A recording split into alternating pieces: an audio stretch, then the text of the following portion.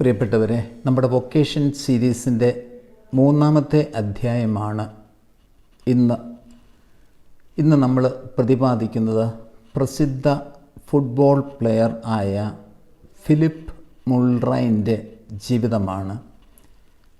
ദൈവവിളി ഞാൻ ആദ്യത്തെ എപ്പിസോഡിൽ സൂചിപ്പിച്ചതുപോലെ വിചിത്രവും അത്ഭുതകരവും പലപ്പോഴും വിശദീകരിക്കാൻ ആവാത്തതുമാണ്.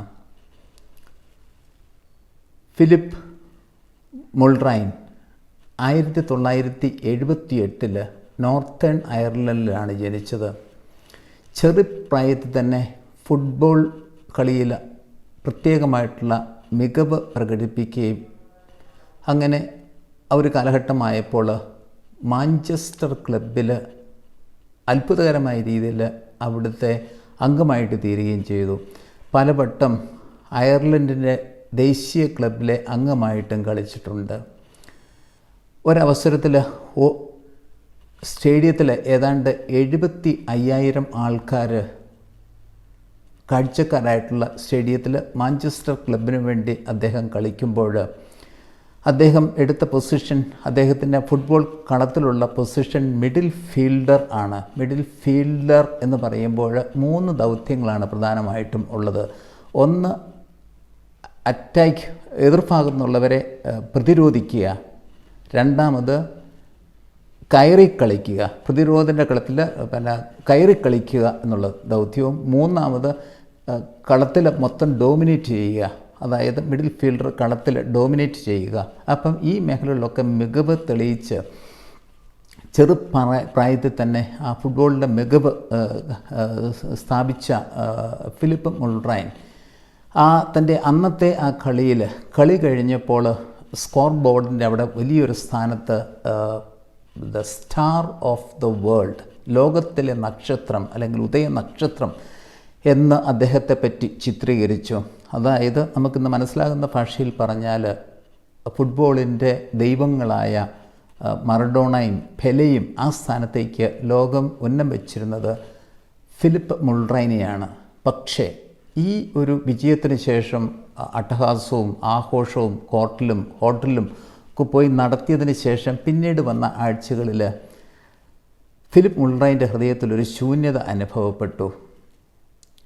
ആ ശൂന്യതയുടെ ഫലമായിട്ട് ക്രമേണ അതൊരു ക്യാൻസർ രോഗം പോലെ ജീവിതത്തിലേക്ക് പടരുകയും കുറച്ചൊക്കെ വിഷാദ രോഗത്തിന് കാരണം. അപ്പം ഫിലിപ്പ് മുൾറൈൻ തന്നെ ചിന്തിക്കുകയുണ്ട്, ഇത്ര നേട്ടങ്ങളും ആളുകളെ കൊതിക്കുന്ന സ്ഥാനമാനത്തെത്തിയിട്ടും എന്തുകൊണ്ട് നിരാശനാകുന്നു എന്നുള്ള ചോദ്യം അദ്ദേഹത്തെ വല്ലാതെ വലച്ചു. നമ്മളിത് പ്രത്യേകിച്ച് ഇത്ര വലിയ കളിക്കാരെ സംബന്ധിച്ച് ഇത് സ്ഥിരമുണ്ടാകുന്ന ഒരു ടെൻഷനാണ്. അതിനെ മെയിൻറ്റെയിൻ ചെയ്യേണ്ടതുണ്ട്. കാരണം എപ്പോഴും വിജയങ്ങൾ ആഘോഷിക്കാൻ കഴിഞ്ഞു എന്ന് വരില്ല, ചിലപ്പോൾ പരാജയപ്പെട്ടു വന്നേക്കാം. പക്ഷേ ഇപ്രാവശ്യം കളിയിൽ വിജയിച്ചു എങ്കിൽ തന്നെയും ഘട്ടമായിട്ട് ശൂന്യത അദ്ദേഹത്തിൻ്റെ ഹൃദയത്തെ പിടികൂടുകയും അങ്ങനെ സ്വല്പം ഒരു വിഷാദ രോഗത്തിന് അടിമയായ ഫിലിപ്പ് മുൾറൈൻ 2008 ഫുട്ബോളിൽ നിന്ന് 1 വർഷത്തേക്ക് വിടുതലെടുത്തു. ഒരു നല്ല കത്തോലിക്ക കുടുംബത്തിൽപ്പെട്ട, കാരണം ഐറിഷ് കാത്തലിക്സ് നമുക്കെല്ലാവർക്കും അറിയാം, നല്ല ക്രൈസ്തവ വിശ്വാസമുള്ളവരാണ്. ഇദ്ദേഹത്തിൻ്റെ ഫുട്ബോളിൽ കമ്പത്ത് മൂത്ത് ആധ്യാത്മിക ജീവിതം പാടെ നഷ്ടപ്പെട്ട് ബാഹ്യമായിട്ടുള്ള വിജയത്തിലും ആഘോഷത്തിലും ആനന്ദം കണ്ടെത്തിയിരുന്നത് കൊണ്ട് ആധ്യാത്മിക ജീവിതം പാടെ നഷ്ടപ്പെട്ടു പോയിരുന്നു. സ്വന്തം നാട്ടിലേക്ക് തിരിച്ചു വന്ന ദേവാലയത്തിലും പ്രാർത്ഥനാ ജീവിതത്തിലും കുറച്ചൊക്കെ ഘട്ടമായിട്ട് താല്പര്യം എടുക്കുകയും അങ്ങനെ ഉള്ളിൽ നിറഞ്ഞു വന്ന ശൂന്യതയുടെ സ്ഥാനത്ത് കുറച്ചൊക്കെ എന്തോക്കെ ഫില്ല് ചെയ്യുന്നു അല്ലെങ്കിൽ നിറയുന്നതായിട്ട് ഫിലിപ്പ് മുൾറൈന് തോന്നി. ക്രമേണ ഘട്ടമായിട്ട് പ്രാർത്ഥനാ ജീവിതം മെച്ചപ്പെട്ടപ്പോൾ ഒരു ഉള്ളിൽ നിറയുന്ന ഒരനുഭവം, ആ നിറയുന്ന അനുഭവം കൂടുതൽ വന്നു കഴിഞ്ഞപ്പോൾ ഫിലിപ്പ് മുൾറൈൻ തിരിച്ചറിഞ്ഞു തൻ്റെ ഇനി അങ്ങോട്ടുള്ള ജീവിതം. ശേഷം ഫിലിപ്പ് തിരിച്ചറിഞ്ഞത് ക്രിസ്തുവാണ് ലോകത്തിലെ നക്ഷത്രം. Jesus is the star of the world. Paul Mulryne അല്ല star of the world, Jesus is the star of the world എന്ന് ഫിലിപ്പ് മുൾറൈൻ തിരിച്ചറിയും. അങ്ങനെ അദ്ദേഹത്തിന് നല്ല പരിചയമുള്ള ഡൊമിനിക്കൻ സന്യാസ സമൂഹത്തിലെ അംഗമായിട്ട് ഒരു വർഷം 2008-09 പ്രാർത്ഥന അനുഭവത്തിനായിട്ട് മാറ്റിവെച്ചതിന് ശേഷം 2009 ഡൊമിനിക്കൻ സന്യാസ സമൂഹത്തിൽ അദ്ദേഹം അംഗമായിട്ട് ചേർന്നു. ഡൊമിനിക്കൻ സന്യാസ സമൂഹം അറിയപ്പെടുന്നത് ഓർഡർ ഓഫ് പ്രീച്ചേഴ്സ്, അല്ലെങ്കിൽ അവരുടെ പേരിനോടുകൂടി OP എന്നുള്ള ഒരു വാക്കും കൂടെ ചേർക്കും. ഓർഡർ ഓഫ് പ്രീച്ചേഴ്സ്, അതിൻ്റെ ലാറ്റിൻ വാക്ക് ഓർഡിനീസ് പ്രെഡിക്കത്തോറം എന്നാണ്. അപ്പം ഈ OP എന്ന വാക്ക് വരുന്നത് ഓർഡിനീസ് പ്രെഡിക്കത്തോറം എന്ന ലത്തീൻ വാക്കിൽ നിന്നാണ്. ഈ സന്യാസ സമൂഹം വിശുദ്ധ ഡൊമിനിക്ക് 1216 ഫ്രാൻസിലെ ടുളൂസിൽ ആരംഭിച്ചതാണ്. പ്രധാനമായിട്ടും ദൈവവചനം പ്രഘോഷിക്കുകയാണ് ഡൊമിനിക്കൻസിൻ്റെ പ്രധാന ദൗത്യം. അതിലെ ആ ഒരു സന്യാസ സമൂഹത്തിലെ അംഗമായിട്ട് ഫിലിപ്പ് മുൾറൈൻ ചേരുകയും വീണ്ടും അദ്ദേഹം ആ സമൂഹത്തിലെ അംഗമായിട്ട് സജീവമായിട്ട് സന്യാസ ജീവിതം ആരംഭിച്ചു. അദ്ദേഹത്തിൻ്റെ ആ ജീവിതം നമുക്ക് ഈ അടുത്ത് വരുന്ന വീഡിയോയിൽ ഒന്ന് ദർശിക്കാം. Philip Mulryne was born on the 1st of January 1978 in Northern Ireland. He began his career at Manchester United before playing 150 games for Norwich City and was also a Northern Ireland international football player.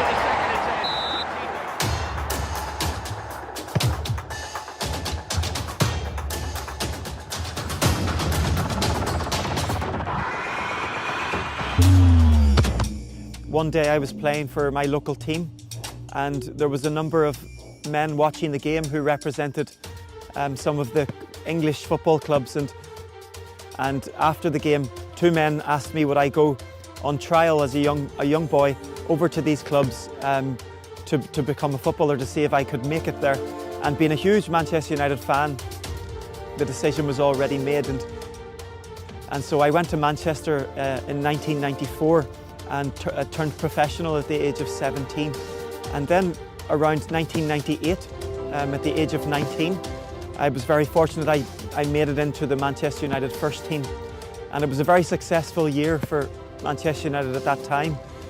Training every day with people who were my heroes in a sense, you know, people like Roy Keane and David Beckham.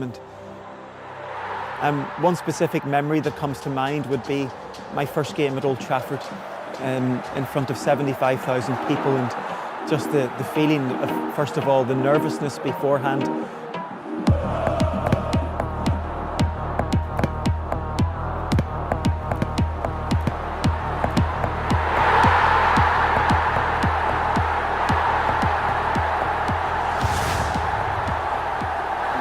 There's a lot of similarities, you know, they're not very apparent, but, you know, like I alluded to one there about, you know, okay, in football you're involved in a team and you're pursuing one goal, and that's a common goal, and there's certain human interaction and skills that you have to acquire there of dealing with players and you know, in a very competitive environment. Okay, in religious life it's different, the goal is different, you know, but there's the same dynamic, a group dynamic, that you have to set aside your own kind of personal pursuits for the greater good of the community, and also having a superior, you know, like as a footballer you have a manager, and so I suppose maybe obedience in a sense, you know, it's very, okay, it's idealistic when you haven't really, as a student, you haven't really experienced the fullness of it in the sense of being ordained, you're sent somewhere and things like that. But even going through the sense of obedience, having a superior, wasn't difficult for me because I was used to that in my football life. And certainly the very disciplined way of life, kind of routine, structural way of your day kind of being laid out before you, was very much in keeping as well with my footballer kind of lifestyle when I was in training. Philip മുൾറൈൻ്റെ